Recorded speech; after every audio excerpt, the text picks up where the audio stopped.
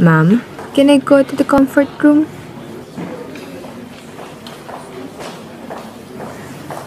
Yes, you can, but you may not.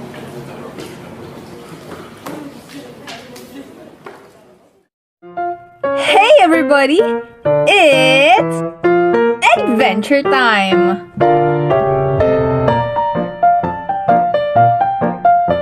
Hello dear students! It's a day of proper and politeness.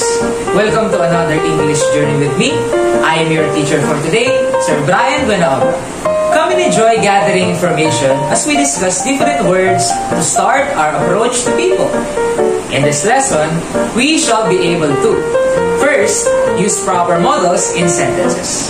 Second, use the correct modals in real life when communicating with others.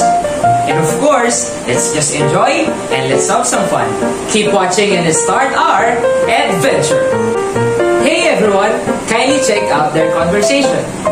Ma'am, can I go to the comfort room? Yes, you can, but you may not. Will you dance for us? I will if I can.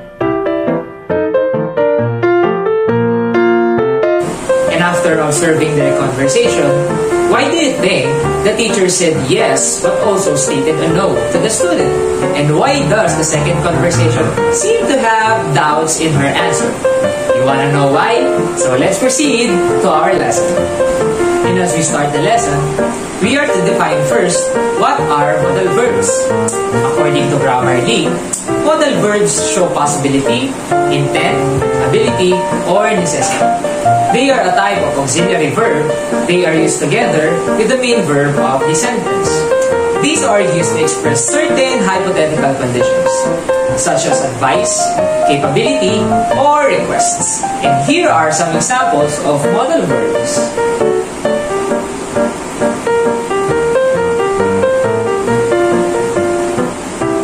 And so, when are we going to use modal verbs? As per our friend Grammarly, here are the uses and ways to use modals. Let's start with its uses. First is to state possibility. When something is possible but not certain, you can use the modals could, may, or might. Judging by the clouds, it might rain today. Next is stating an ability. It shows whether or not the subject is able to do something, such as perform an action or demonstrate an ability.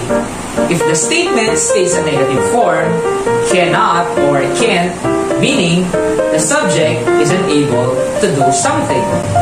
She can speak 3 languages. Next, it could be used to ask permission. If you want to ask permission to do something, start your question with can, may, or could. Using can to ask permission could be misinterpreted as if you're asking if you have the ability to do what you are asking. Ma'am, can I go to the bathroom? Ma'am, may I go to the bathroom? You can also use modals when requesting. If you want to ask someone else to do something, start your question with will, would, can, or could.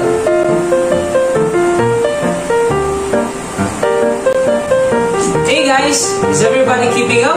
We're down to the last 3 uses of modals.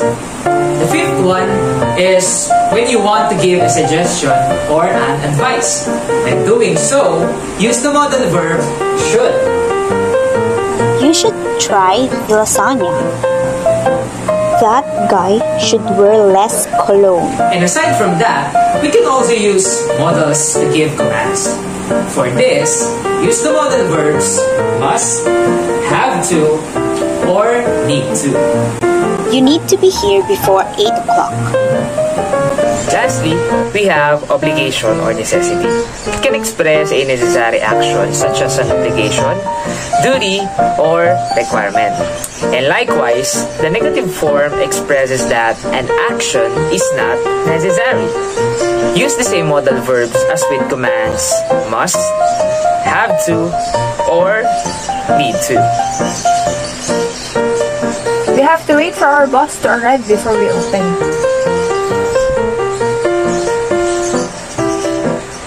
don't need to come if you don't want to. Easy, right?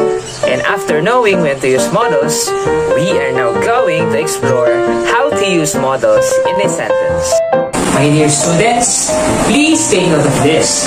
Not because English does not have any numbers to be solved, the English language also has its own formula in making a sentence. And here are the formulas in creating sentences using our modals. For simple present tense, just remember that modal verbs always come directly before the main verb. Example: I can dance to that music all day. But if you are to create a question, you have to use this.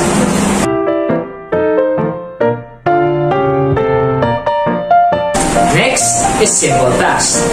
Only can and will can be used. When using it, you have to change it to its past tense. Could and would before the main verb. For example, Can you dance to your favorite song? and then lastly, here we have our future tense. In this tense, we are already aware that we use the modal verb will whenever we state something that would happen in the future. This is technically correct. And now that you already know when to use modals, let's have an activity. Choose the correct answer from our choices.